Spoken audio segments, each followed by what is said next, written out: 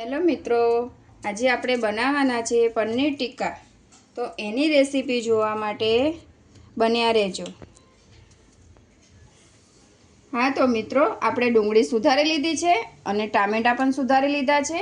હવે આપણે આને ફ્રાય કરીને એની ગ્રેવી બનાવીશું। હા તો મિત્રો, આ સુહાના પનીર ટિક્કાનો મસાલો છે। આને આપણે આ બાઉલની અંદર બધો કાઢી લઈશું અને અડધો કપ પાણી અંદર નાખીને એક બરાબર હલાવીને એને એક સરખો કરી લઈશું। આપણે આ બાઉલની અંદર આ મસાલો બધો કાઢી લઈશું। આની અંદર અડધો કપ પાણી નાખીને હલાવી લઈશું। એક સરખું થઈ જાય એટલે બસ। તો મિત્રો, આપણે લઈ લીધું છે એક કપ જેટલું પાણી આપણે લીધું છે, એ આની અંદર નાખીશું અને જ્યાં સુધી એક સરખું ના થઈ જાય ત્યાં સુધી આપણે એને હલાઈ કરીશું। તો જો આપણે આટલું રાખવાનું છે બસ। હવે આપણો આ મસાલો તૈયાર થઈ ગયો છે। હવે આપણે ડુંગળી અને ટામેટાં જે સુધારીને રાખ્યા છે એને ફ્રાય કરીશું। હા તો મિત્રો, હવે આપણે ગેસ ચાલુ કર્યો છે, એની ઉપર આ મૂકી દીધું છે। હવે એમાં આપણે 2 થી 3 ચમચી જેટલું તેલ નાખવાનું છે।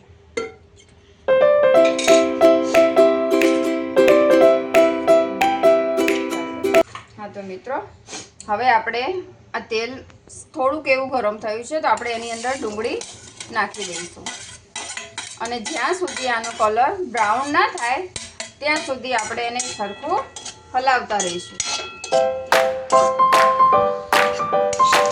હા મિત્રો, તો જો આપણે આ ડુંગળી ફ્રાય કરી છે, એનો કલર થોડો બ્રાઉન થઈ ગયો છે। તો હવે એની અંદર આપણે આ ટામેટાં છે એ નાખી દઈશું અને એને પણ જ્યાં સુધી ચડી ના જાય ત્યાં સુધી હલાવતા રહીશું।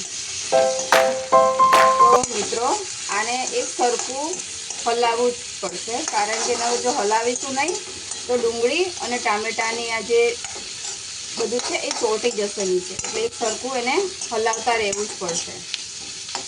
મિત્રો જો હવે આપણે આ ફ્રાય થઈ ગયું છે, તો આપણે ગેસ બંધ કરી દઈશું અને આ પનીરના નાના મીડિયમ સાઇઝના ટુકડા કરી લઈશું।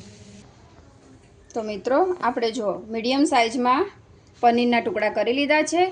હવે એને સાઈડમાં રાખી દઈએ અને આ ગ્રેવી ફ્રાય થઈ ગઈ હતી એને આપણે મિક્સરમાં નાખીને ક્રશ કરીને એકદમ ગ્રેવી સરસ કરી લઈશું।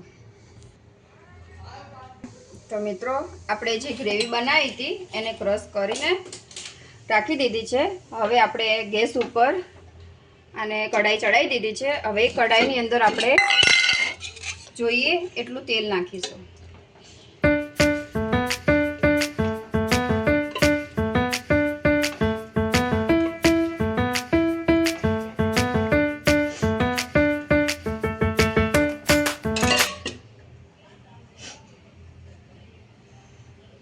જે આપણે બનાવી હતી ગ્રેવી પહેલાં ફ્રાય કરી હતી એને ફરીવાર ફ્રાય કરવાની છે।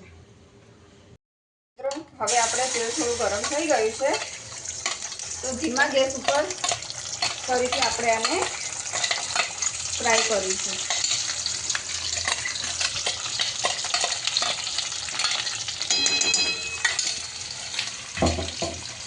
તો એક સરખું થઈ જાય ત્યાં સુધી આને હલાવીશું।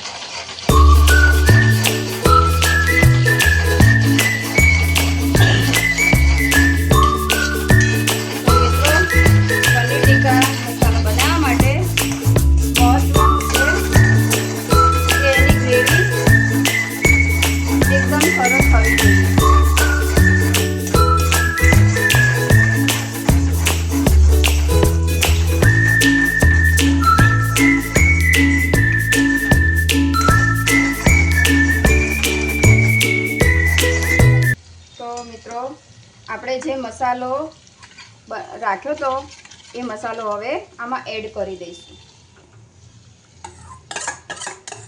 તો હવે આને ત્યાં સુધી હલાવી જવાનું છે જ્યાં સુધી એ તેલ ના છોડે।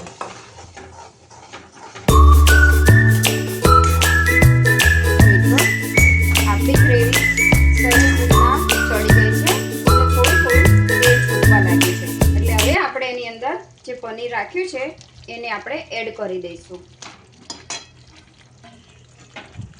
જો પનીર એડ કરી દીધું છે. હવે આને આપણે સતત હલાવી જવાનું.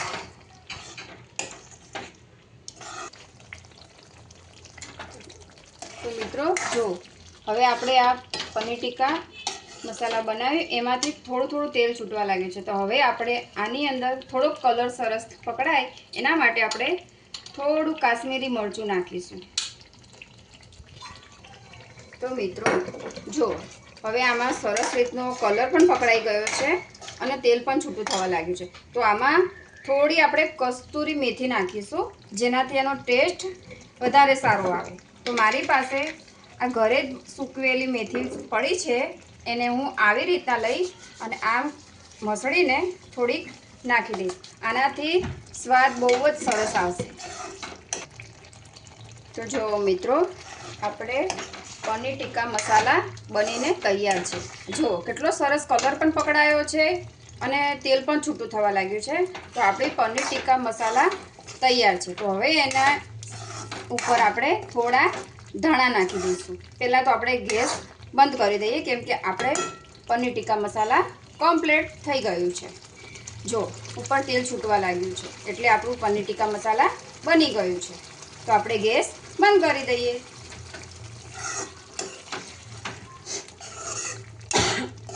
તો હવે આપણે એની ઉપર થોડા ધાણા નાખીશું.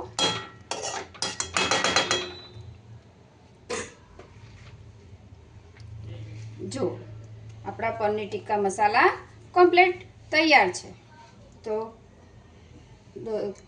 તો દોસ્તો તમને જો મારી રેસીપી ગમી હોય તો લાઈક, શેર અને સબસ્ક્રાઈબ કરજો.